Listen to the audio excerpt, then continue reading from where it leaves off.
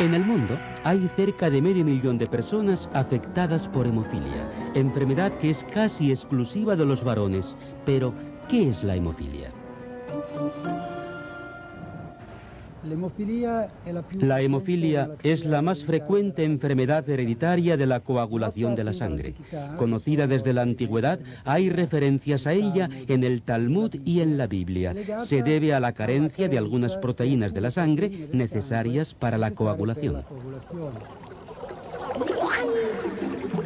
En el mecanismo de la coagulación, que lleva a la interrupción de las hemorragias, intervienen ciertas proteínas contenidas en la sangre, que son los factores de la coagulación nombrados de 1 a 13.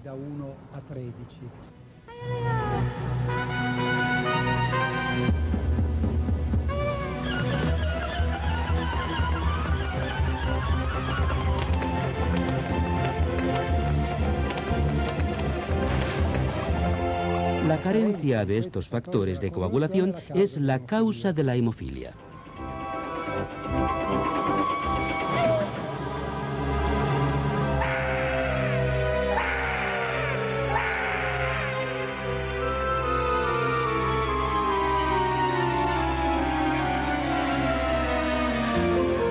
Pero, ¿por qué un niño nace hemofílico? Cada niño recibe su patrimonio genético de ambos padres, tomando un cromosoma del sexo de cada uno de ellos. Si la combinación es XY, nacerá varón. Si es XX, nacerá hembra. El gene que produce el factor que determina la coagulación de la sangre está situado en el cromosoma X. Si una niña hereda un cromosoma X, cuyo gene de la coagulación no funciona perfectamente, le queda en todo caso otro gene que funciona en el otro cromosoma X. Entonces, la hemofilia no se manifestará y la niña será una portadora sana. En cambio, los varones, poseyendo un solo cromosoma X, tienen una sola posibilidad de recibir el gene de la coagulación. Cuando solo el padre es hemofílico, ninguno de los hijos nacerá hemofílico, pero todas las hijas serán portadoras sanas. En cambio, cuando el padre no es hemofílico y la madre es portadora sana, se pueden verificar varias combinaciones. Los hijos varones tendrán el 50% de posibilidades de nacer hemofílicos. Y también las hijas, un 50% de nacer portadoras sanas. Una rarísima combinación se da cuando el padre es hemofílico y la madre portadora sana. Tanto los hijos como las hijas tendrán un 50% de posibilidades de nacer hemofílicos, mientras que el restante 50% de las hijas serán portadoras sanas. Las probabilidades de nacer hemofílicos dependen de los principios que regulan todos los demás factores hereditarios, como el color de los ojos o el de los cabellos. Pero ¿es siempre así? 2 casos de cada 3 tienen este mecanismo. En el tercero entran en juego las mutaciones, es decir, alteraciones del gene del factor octavo y del factor noveno, que se dan en ausencia de una madre portadora con una madre que presta la alteración. Por eso muchos casos, cerca de la tercera parte, se verifican en familias que nunca habían sufrido la dolencia. Por lo tanto, la hemofilia puede ser un problema de cualquiera, y por eso, a pesar de los mejores consejos genéticos, es sumamente difícil erradicar la hemofilia. ¿Pero qué formas puede asumir esta enfermedad? Principalmente 2.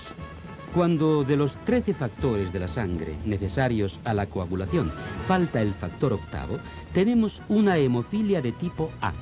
Y cuando falta el factor noveno, tenemos una hemofilia de tipo B. Entre las 2 formas, la más frecuente es la hemofilia A, que representa cerca del 75% de todos los casos de hemofilia. La hemofilia B es la segunda en cuanto a frecuencia, representando cerca del 15 o 20%. En el marco de cada forma, A y B, existen varios grados de gravedad de la enfermedad, que dependen del nivel, de la entidad del factor de la coagulación ausente. En caso de una hemofilia grave, el factor está por debajo del 2% del valor normal. En la hemofilia moderada, entre el 2 y el 5%.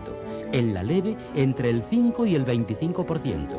Además de la herida, ¿Cuál es el peligro mayor para un hemofílico?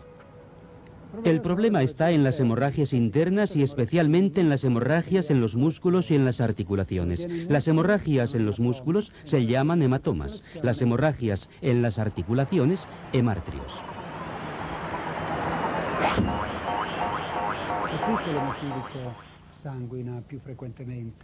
Aquí es donde el hemofílico sangra más frecuentemente, y sangrando en estos órganos, tiene grandes problemas para andar, moverse, hacer la vida de cada día, debido al dolor que estas hemorragias provocan.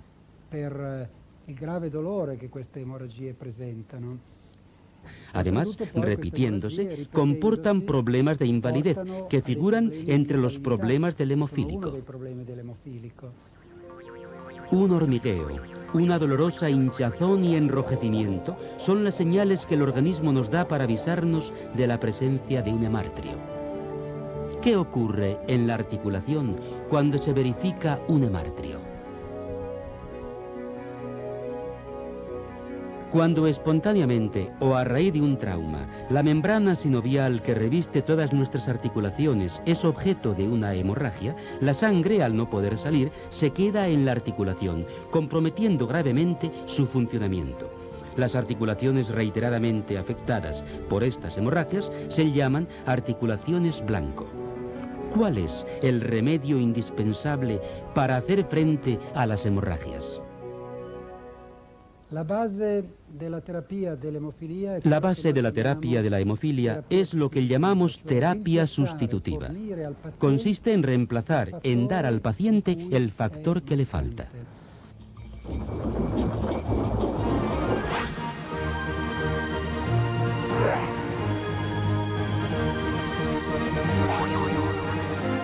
Esto conduce a la inmediata interrupción de la hemorragia y es, y quiero subrayarlo, la única terapia propiamente dicha de la hemofilia, la disponibilidad de la terapia sustitutiva con los factores de la coagulación que faltan en medida concentrada.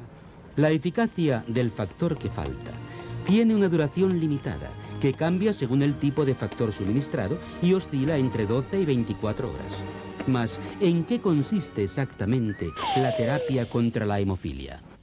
Desde hace unos 20 años, los factores se suministran bajo forma de concentrados de plasma, que generalmente contienen, en forma más o menos purificada, solo el factor ausente del hemofílico, es decir, el factor octavo o el factor noveno, evitando la suministración de otras proteínas inútiles y dando solo lo que al hemofílico le hace falta.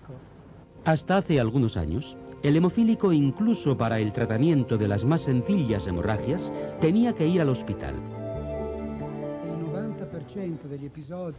El 90% de los episodios hemorrágicos y también una eventual profilaxis, es decir, la suministración regular de los factores para prevenir la hemorragia, se efectúan actualmente a domicilio. La terapia a domicilio es la base de la terapia moderna de la hemofilia.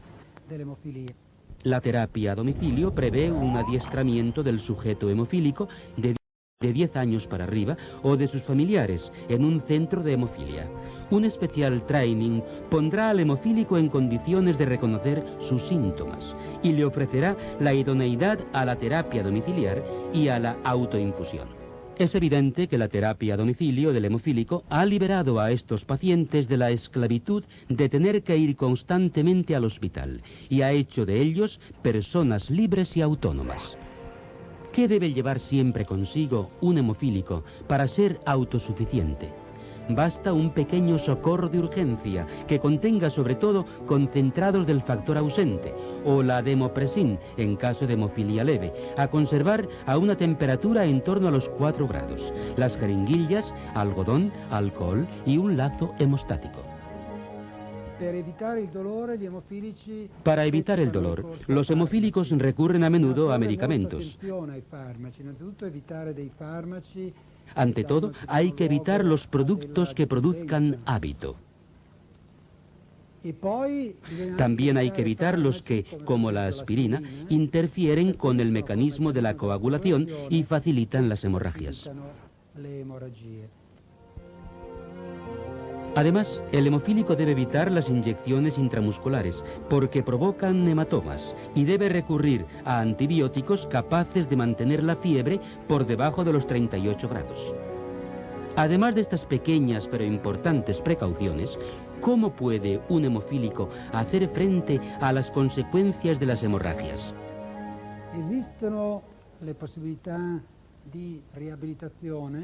Existen las posibilidades de la rehabilitación con terapia física, con ejercicios que repetidos con paciencia pueden mejorar la funcionalidad de los músculos, robusteciéndolos, y la capacidad de mover las articulaciones, conduciendo así a una mejor calidad de la vida en estos pacientes.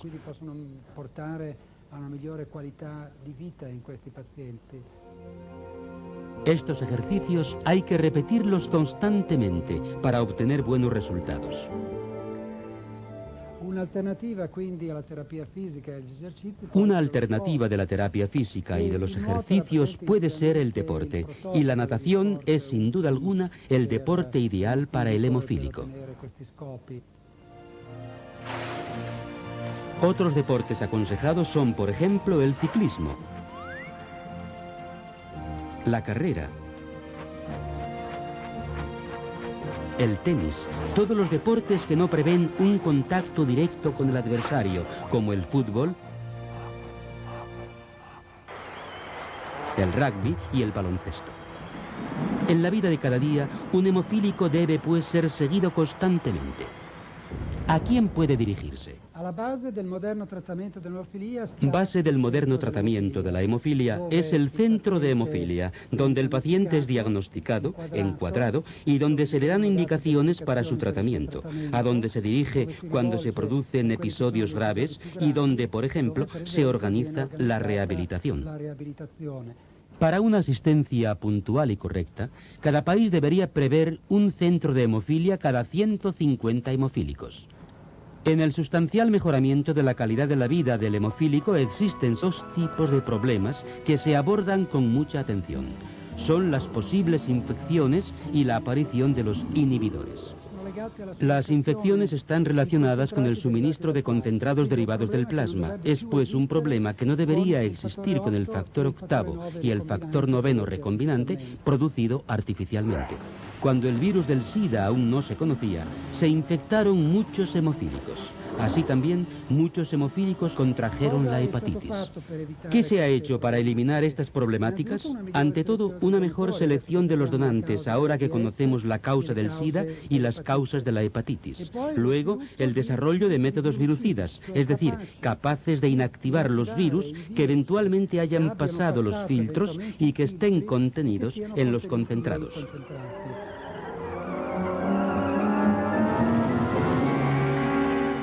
Con estos métodos, aplicados a los factores de la coagulación desde 1985 en adelante, el riesgo de SIDA puede considerarse prácticamente nulo, si se puede hablar de riesgo cero en biología, y el riesgo de las hepatitis ha sido reducido en el 95% con respecto a antes.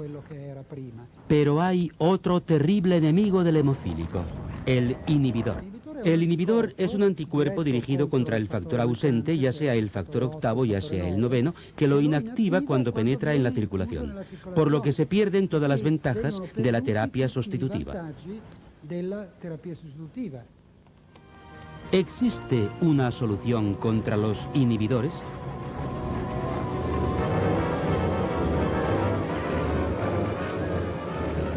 Este es un problema todavía abierto, un problema para el cual todavía no hay soluciones. Sabemos que hay un 10%, un pequeño pero importante porcentaje de hemofílicos que se encuentran como en la era preconcentrados.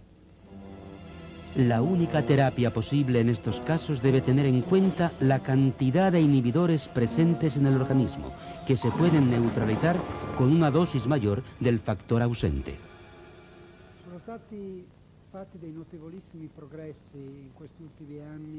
Se han hecho considerables progresos en los últimos años en el terreno de la terapia génica y en la posibilidad de insertar en un individuo, como el hemofílico, que tiene un gene abnorme, un gene normal.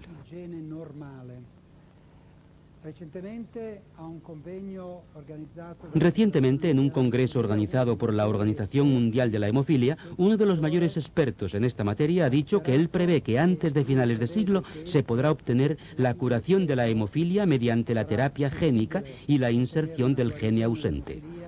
Attraverso la terapia sostitutiva genica e l'inserimento del gene mancante. No se olvide que, entre tanto, se ha progresado muchísimo, habiéndose obtenido factores cada vez más puros y factores cada vez más seguros. Así, la que hasta hace algunos años podía considerarse como una perspectiva más bien triste para la vida de un hemofílico, hoy ha cambiado sustancialmente. Aún hay problemas, aún hay sombras, pero no cabe duda de que vamos hacia la luz.